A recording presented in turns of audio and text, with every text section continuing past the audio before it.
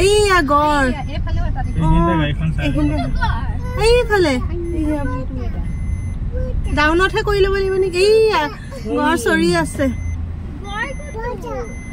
ৰ এইফালে আমাৰ ফালে চা অৰণ্যখন এইফালেহে আছে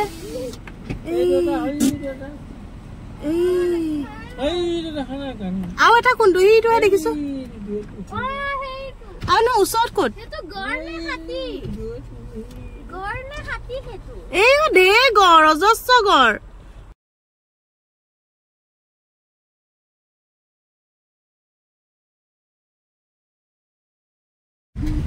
হেল্ল' এভৰিৱান কি খবৰ আপোনালোকৰ আশা কৰিছো সকলোবোৰ ঠিকে ঠাকে আছে আজিৰ আমাৰ যাত্ৰা পবিতৰা অভয়াৰণ্যলৈ বুলি পবিতৰা অভয়াৰণ্যৰ নামটো সকলোৱে শুনিছে নিশ্চয় ন এয়া অসমৰ এখন বিখ্যাত অভয়াৰণ্যৰ ভিতৰত অন্যতম এই অভয়াৰণ্যখন মৰিগাঁও জিলাত আছে আৰু গুৱাহাটীৰ পৰা বৰ বিশেষ দূৰ নহয় প্ৰায় 30ৰ পৰা 35 কিলোমিটাৰৰ ভিতৰতেই হ'ব এই অভয়াৰণ্যখন এশিঙীয়া গড়ৰ বাবে বিখ্যাত আৰু ইয়াত পৰ্যটকৰ আকৰ্ষণৰ কাৰণে অৰণ্যখনৰ উপৰিও আৰু কিবা কিবি চাবলগীয়া আছে যিবোৰ আজি মই আপোনালোকক এই ভিডিঅ'টোৰ জৰিয়তে দেখুৱাবলৈ চেষ্টা কৰিম তেনেহ'লে বলক অকণো পলম নকৰি আমি সকলোৱে একেলগে যাত্ৰা আৰম্ভ কৰোঁ আমি বৰ্তমান নাৰেংগী তিনিআলিত আছোঁ নাৰেংগী তিনিআলিৰ পৰা বেছি দূৰ নহয় 30ৰ পৰা 35 কিলোমিটাৰমান আমি আগুৱাই গ'লে মৰিগাঁও ডিষ্ট্ৰিক্টত এই অভয়াৰণ্যখন পাম গতিকে বলকচোন আমি সকলো একেলগে আগুৱাই গৈ থাকোঁ আহি পাই গ'লোহি পবিতৰা আৰু অকমান বাট আগুৱাই গ'লেই আমি অভয়াৰণ্যখন পাম আসলতে এই অভয়াৰণ্যখন পবিতৰা নামৰ ঠাইখনত আছে যদিও এই ঠাইখন মায়ঙৰ ভিতৰতেই আছে মায়ং নামটো নিশ্চয় আপোনালোকে শুনিছেই কলা যাদুৰ কাৰণে বিখ্যাত এই মায়ং এসময়ত যাদু মন্ত্ৰৰে ভৰপূৰ আছিলে এই মায়ঙতনো আৰু যাদু মন্ত্ৰৰ সৈতে জড়িত কি আছে এই সকলোবোৰো আপোনালোকক মই নেক্সট ভিডিঅ'টোত দেখুৱাম প্ৰথমতে ভাবিলো পবিতৰা অভয়াৰণ্যখন দেখুৱাই লওঁ তাৰ পাছৰ ভিডিঅ'টোত মায়ঙৰ ওপৰত আপোনালোকক দেখুৱাবলৈ চেষ্টা কৰিম গতিকে এতিয়া চাওক আপোনালোকে পবিতৰা অভয়াৰণ্যখনে আহি পাই গ'লোহি এয়াই হৈছে গেট যিখন গেটেদি আমি এতিয়া ভিতৰত গ'লে অভয়াৰণ্যখন পাম এইটো মেইন ৰোড হয় মেইন ৰোডটো আপোনাৰ আমি যি দিশৰ পৰা আহি আছো আমি গুৱাহাটী নাৰেংগী মুখৰ পৰা গৈ আছো আৰু আগুৱাই যদি গৈ থাকো আমি সোণাপুৰ পামগৈ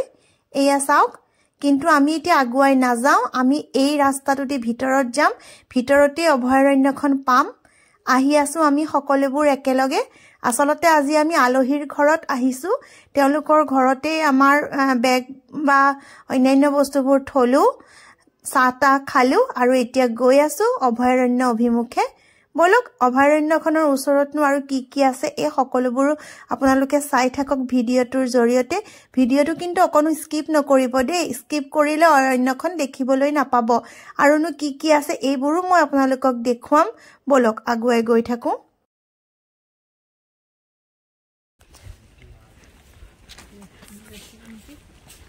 पंखीराज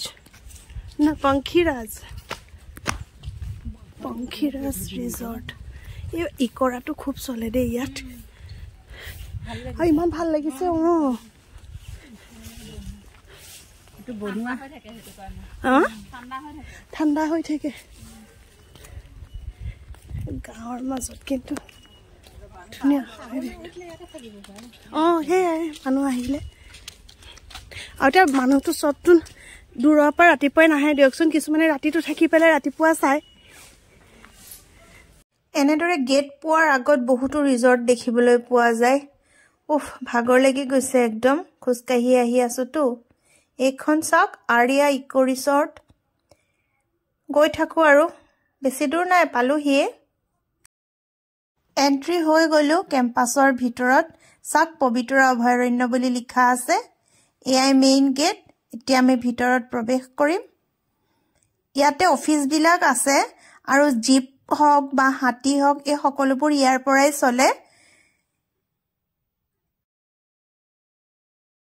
এইফালে চাওক এখন board Pobitora wild life century ইয়াত আপোনাৰ কেমেৰা চাৰ্জ বা শুটিং চাৰ্জ বা টাইমিং বোৰ কেনেকুৱা হয় এই সকলোবোৰ ধুনিয়াকৈ দিয়া আছে বাকি ইয়াত কথা বতৰা পাতোতে গম পালো যে ইয়াত হাতী সাফাৰী আৰু জীপ সাফাৰী দুয়োটাই হয় হাতী সাফাৰী ৰাতিপুৱাৰ সময়ত হয় ৰাতিপুৱা 6টাৰ পৰা আৰম্ভ হয় এই হাতী সাফাৰী আৰু হাতী সাফাৰীৰ কাৰণে পাৰ টিকেট মানে পাৰ পাৰসন 700 কৈ হয় আৰু জীপ সাফাৰী যিকোনো সময়তেই হয় আৰু গোটেই জীপখনেই ল'ব পাৰে এবাৰত 6জন বা 7জন যাব পাৰে আৰু জীপ সাফাৰী 1800 লয় এটা ট্ৰিপত এতিয়া অভয়াৰণ্যখনৰ পৰিবেশটো আপোনালোকে উপভোগ কৰকচোন কিমান ধুনীয়া এটা সুন্দৰ পৰিবেশ এইফালে চাওক এখন উলমা দলং বলক এতিয়া আমি দলংখনত এবাৰ উঠি আহো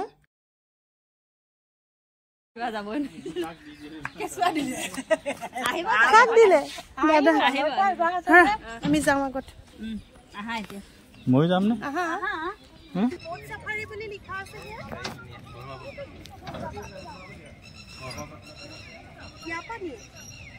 নিজৰ গাড়ীখনেদি যাব লাগিব ব্ৰহ্মপুত্ৰ পাৰত এনেকুৱা পদ্ধতি আছে উলমা দলঙত উলমি আছো লৈ আছে কিন্তু দে ভয়ও লাগে কৃষ্ণ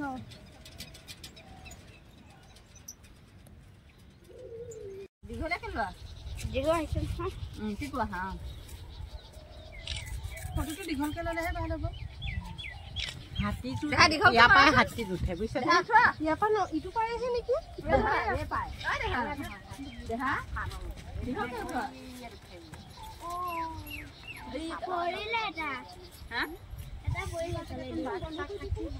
যাব নিদিয়ে যাব দিয়া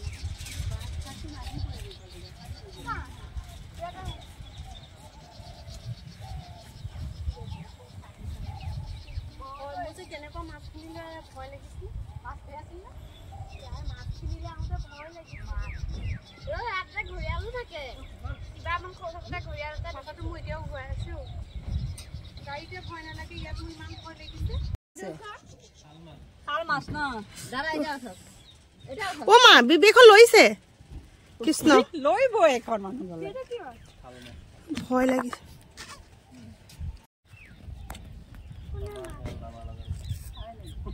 মাছো খালো এটা আপুনিও দিল এইফালে হাতীত উঠি উঠাই ভিতৰত যাব নিদিয়ে ৰাতিপুৱা সময়ত লৈ যায় হাতীত উঠিবৰ কাৰণে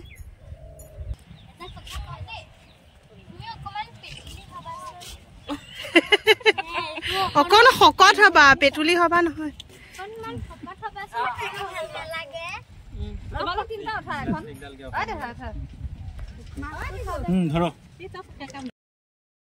এয়া চাওক পবিতৰা অভয়াৰণ্যৰ যিটো পিকনিক প্লেচ হয় সেইটো এইখিনিতে আছে ইয়াৰ পৰা অলপ দূৰ আগুৱাই গলেও আমি সেই একেখিনি ঠায়ে পামগৈ য'ত জীপ সাফাৰী বা হাতী সাফাৰী আৰম্ভ হয়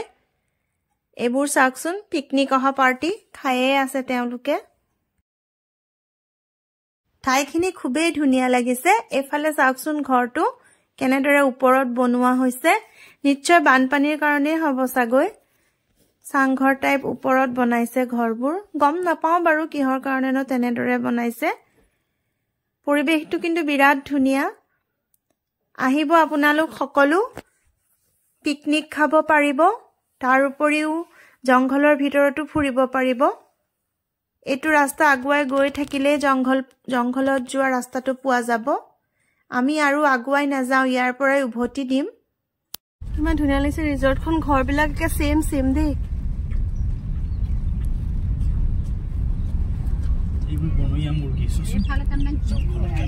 মই কিন্তু ভইচ নাকাটো এনেকেই থাকিব পিছত এইবিলাক আমাৰ চাৰে দেখুৱাইছে ৰাজহাঁহ বোলে চাওক আপোনালোকে এই ঘৰে কিবা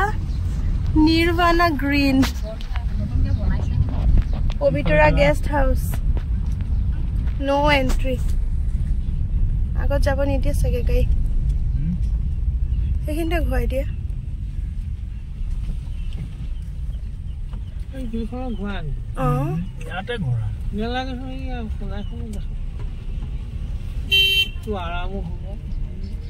ইমান ধুনীয়া এইখন উলমা দলংখন আমি আহি ইয়াৰ পালোহি মানে ঘূৰি ঘূৰি এই ৰাস্তাটোতে গ'লে সিহঁতৰ এই ভিতৰৰ জীপ চাফাৰী ওচৰে এফালে গুচি যামগে বন্ধ আছিল নেকি পবিতৰা অভয়াৰণ্যৰ পৰা ওলাই আহিলোঁ ভালেই লাগিলে গৈ কিন্তু আমি জংঘলৰ ভিতৰত নগ'লোঁ গৰমটো বহুত আৰু আগতে যে অনলাইন কৰিব লাগে আমি অনলাইন কৰি থোৱা নাছিলোঁতো এনেও দিয়ে বাৰু কিন্তু যাবলৈহে নগ'লোঁ আৰু ধূলিও হৈ আছিলে নেক্সট টাইম আহিলে আপোনালোকক মই ভিতৰৰ জংঘল দেখুৱাম বাকী এইটো ভিডিঅ'ত মই বাহিৰৰ পৰিৱেশটোৱে দেখুৱালোঁ লগতে কেনেদৰে আহিব লাগে সেইটোও জনালোঁ যদি ভিডিঅ'টো ভাল লাগিল ভিডিঅ'টো লাইক কৰিব চেনেলটো ছাবস্ক্ৰাইব আৰু ভিডিঅ'বোৰ আগলৈ শ্বেয়াৰ কৰিব বুলি আশা থাকিল নতুন এটা ভিডিঅ'ত লগ পোৱাৰ আশা ৰাখিলোঁ বাই বাই